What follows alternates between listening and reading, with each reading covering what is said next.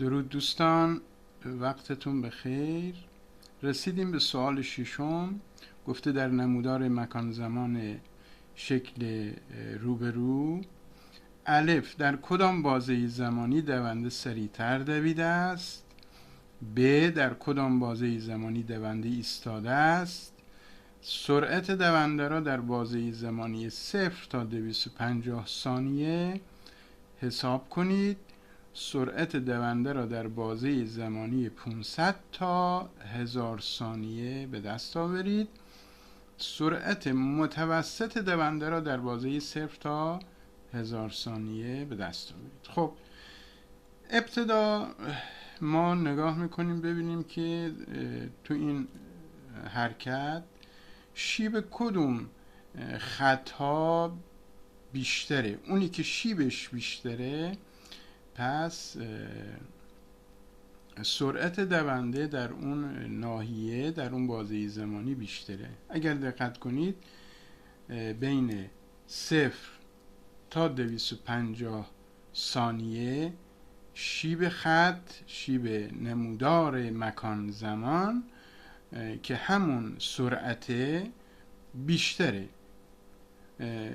نمودار قسمت 250 تا 500 ثانیه که شیبش صفره پس سرعتش صفره، و 500 تا 1000 ثانیه که این ناحیه هست شیبش کمتر از 0 تا 250 ثانیه است. از روی نمودار میشه بدون محاسبه سرعت تشخیص داد. ما تو درس داشتیم شیب خط یا نمودار، البته اگر نمودار خط راست باشه مثل اینجا، شیب پاره خط نمودار مکان زمان میشه چی؟ میشه سرعت. پس اینجا این سرعتش بیشتره چون شیبش بیشتره. پس الف میشه چی؟ 0 تا 250 ثانیه. چرا؟ چون شیب پاره خط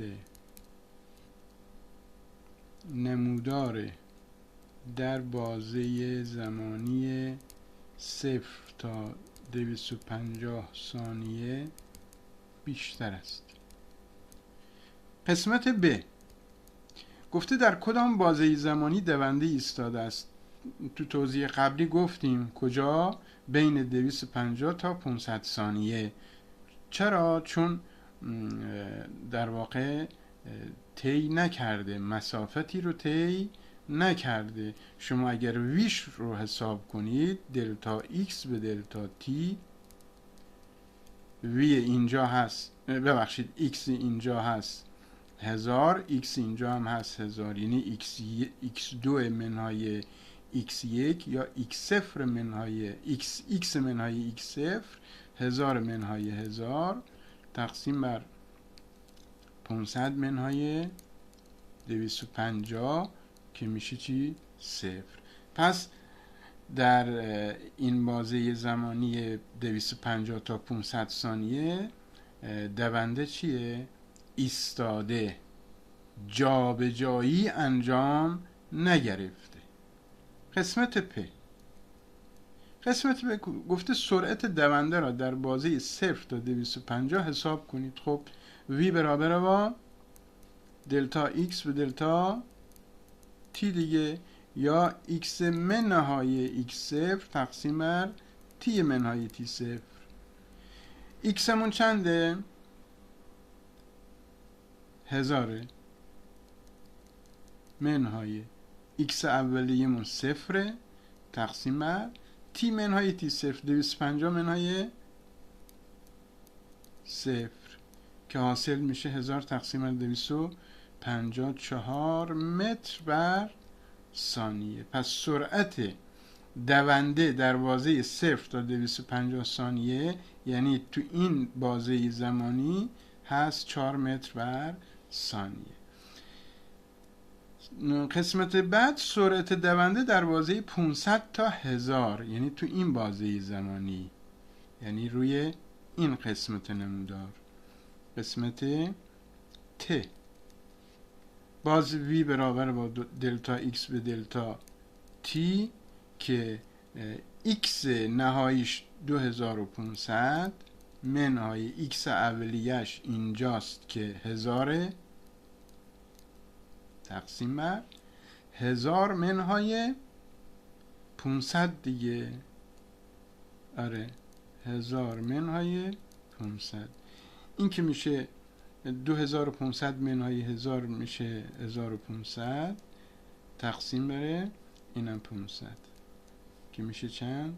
میشه 3 متر بر ثانیه. ببینید ما قبلا گفتیم دونده در بازه زمانی 0 تا 250 چی؟ سریعتر دویده. خب الان هم مقایسه بکنیم 4 رو با 3، 4 بزرگتر از 3، پس سرعت در 0 تا 250 بیشتر از بازه 500 تا 1000 است.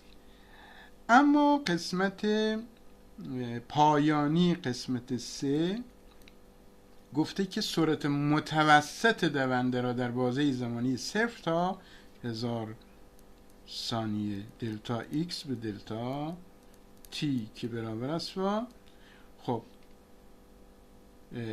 ایکس نهاییمون 2500، ایکس اولیمون 0 تقسیم بر زمانش 1000 منهای 0 که میشه 2500 تقسیم بر 1000 که حاصل میشه چند؟ میشه 2.5 متر بر ثانیه. اینم از حل سوال ششم. امیدوارم که مورد توجه واقع بشه. با